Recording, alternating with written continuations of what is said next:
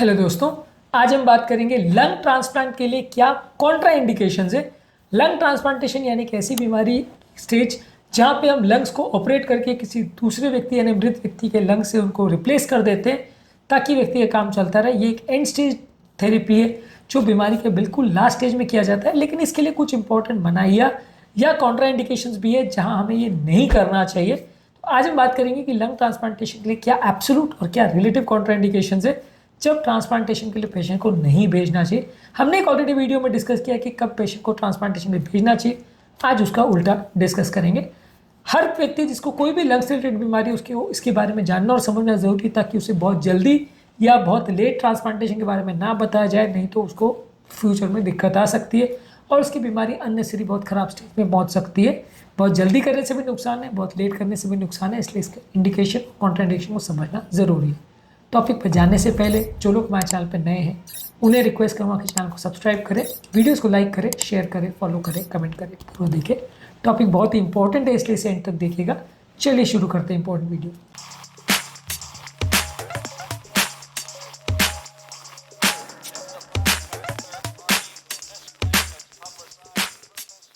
सबसे पहले यदि किसी व्यक्ति को कोई एक्टिव मैलिग्नेंसी हो यानी कैंसर भी एक्टिव हो तो वहाँ आप लंग ट्रांसप्लांटेशन नहीं कर सकते क्योंकि कैंसर ऑलरेडी काफ़ी जगह फैल चुका होता है या उसके फैलने के चांसेस होते हैं। तो वैसे में अगर आप ट्रांसप्लांट करते भी है तो ट्रांसप्लांटेड लंग वेस्ट जा सकता है। और ट्रांसप्लांटेड ऑर्गन एक स्केर्स कमोडिटी है जो बहुत सारे पेशेंट्स को अवेलेबल ही नहीं हो पाता क्योंकि एक तो सर्जरी बहुत कॉस्टली है,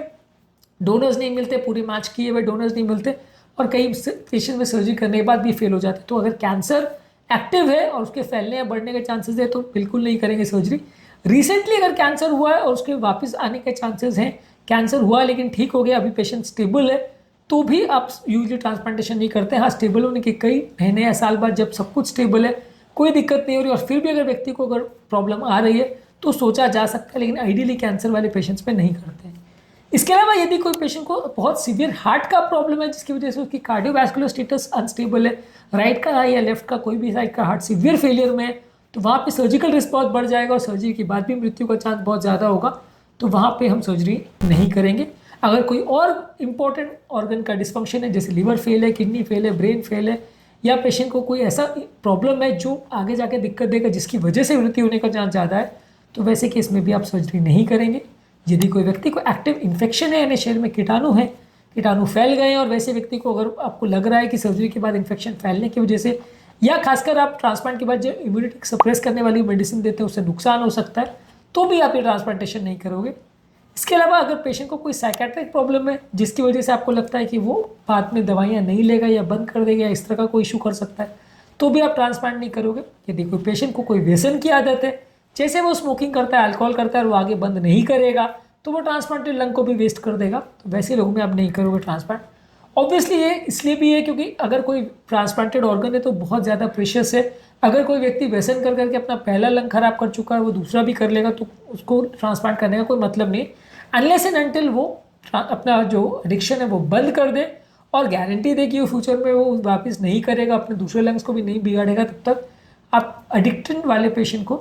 ट्रांसप्लांटेशन के लिए कंसिडर नहीं करते। इसके अलावा यदि किसी व्यक्ति को कोई सपोर्ट सिस्टम नहीं है यानी फैमिली का सपोर्ट नहीं है या उसका फाइनेंशियल कंडीशन ऐसा है कि वो ट्रांसप्लांटेशन के बाद की चलने वाली दवाइयाँ और सारी चीज़ों को मैनेज कर सके, तो वहाँ पे भी आप ट्रांसप्लांटेशन नहीं करते हो। क्योंकि ऐसे लोगों में कई बार ऐसा होता है कि सर्जरी के बाद भी हालत नहीं ठीक होती है, पेशेंट सारे फाइनेंसेस मैनेज नहीं कर पाता, दवाइयाँ बंद करके बैठ जाता है, फॉलोअप नहीं करता और बाद में उसकी हालत बिगड़ जाती है, उसके बाद चीज़ों को संभालना बहुत मुश्किल होता है। तो ये सारी चीज़ें जहाँ एब्सोल्युटली मना है कि आप ट्रांसप्लांट करोगे। कुछ होते हैं रिलेटिव कॉन्ट्राइंडिकेशन यानी कि जहाँ कर सकते हैं लेकिन ज़्यादातर हम करना अवॉइड करते हैं, यानी कि अगर किसी व्यक्ति का एज 65 से ज़्यादा है तो वहाँ पे हम ट्रांसप्लांटेशन अवॉइड करते हैं। यदि किसी व्यक्ति का बॉडी मास इंडेक्स 35 से ज़्यादा है या सिवियर मैल नरिशमेंट है यानी बहुत ज़्यादा मोटा है या बहुत ज़्यादा दुबला पतला है जिसको मैल नरिशमेंट की कैटेगरी में रखा जाएगा, तो वैसे लोगों में भी नरिशमेंट इश्यूज़ की वजह से आप अवॉइड करते हैं ट्रांसप्लांट। इसके अलावा कोई और कोमॉर्बिड कंडीशन है जैसे सिवियर डायबिटीज़ है, ऑस्टियोपोरोसिस है, पेप्टिक अल्सर है या कोई और ऐसी बीमारी है जहाँ पे बहुत ज़्यादा अग्रेसिव मैनेजमेंट की ज़रूरत है और फ्यूचर में दिक्कत आ सकती है, तो जब तक कोई बीमारी सॉर्ट आउट नहीं होती आप यूजली ट्रांसप्लांटेशन को अवॉइड करते हैं। हालांकि कर सकते हैं, ऐसा नहीं कि डायबिटिक में नहीं कर सकते या पेप्टिक अल्सर के लिए आप नहीं करोगे या हड्डियाँ कमज़ोर है इसलिए नहीं करोगे, कर सकते हैं। रिलेटिव कॉन्ट्राइंडिकेशन आती है कि कोई भी और शरीर की बीमारी हो तो आप डबल विचार करके सब कुछ स्टेबल हो उसके बाद ही करते हैं। पहले अगर पेशेंट को कोई छाती की सर्जरी हुई हो जिससे ट्रांसप्लांटेशन का प्रोसीजर कॉम्प्लिकेट हो सकता है या ट्रांसप्लांटेशन के दौरान दिक्कत आ सकती है, तो वैसे केस में भी आप यूजुअली सर्जरी अवॉइड करते हैं। इसके अलावा अगर व्यक्ति को कोई ऐसा इन्फेक्शन है बॉडी में जो कि और कोई भी दवा को रिस्पॉन्ड नहीं करे, जैसे टीबी या HIV ऐसा कोई चीज़ है जो शरीर में कीटाणु है जो कि रिमूव नहीं हो पा रहा है, कोई भी थेरेपी को रिस्पॉन्ड नहीं कर रहा है, तो वैसे पेशेंट में भी आप ट्रांसप्लांटेशन को अवॉइड करें, एटलीस्ट तब तक जब तक वो कीटाणु मर ना जाए और पेशेंट पूरी तरह से इन्फेक्शन फ्री ना हो जाए। तो आज के टॉपिक में हमने बात करी कौन कौन से ऐसी कंडीशन है जहां आप लंग ट्रांसप्लांटेशन नहीं करते हैं, जो एब्सोल्युटली या रिलेटिव कॉन्ट्राइंडिकेशन है लंग ट्रांसप्लांटेशन के लिए। हमने एक दूसरे वीडियो में लंग ट्रांसप्लांटेशन के इंडिकेशन, सर्जरी के बाद के इश्यूज और उसके क्या प्रॉब्लम्स होते हैं इस पर बात करी है। इन सारे वीडियोस को भी जरूर चेकआउट करें। टॉपिक एंड करने से पहले जो लोग हमारे चैनल पर नए हैं उन्हें रिक्वेस्ट करूँगा कि चैनल को सब्सक्राइब करें, वीडियोस को लाइक करें, शेयर करें, फॉलो करें, कमेंट करें, पूरा देखें।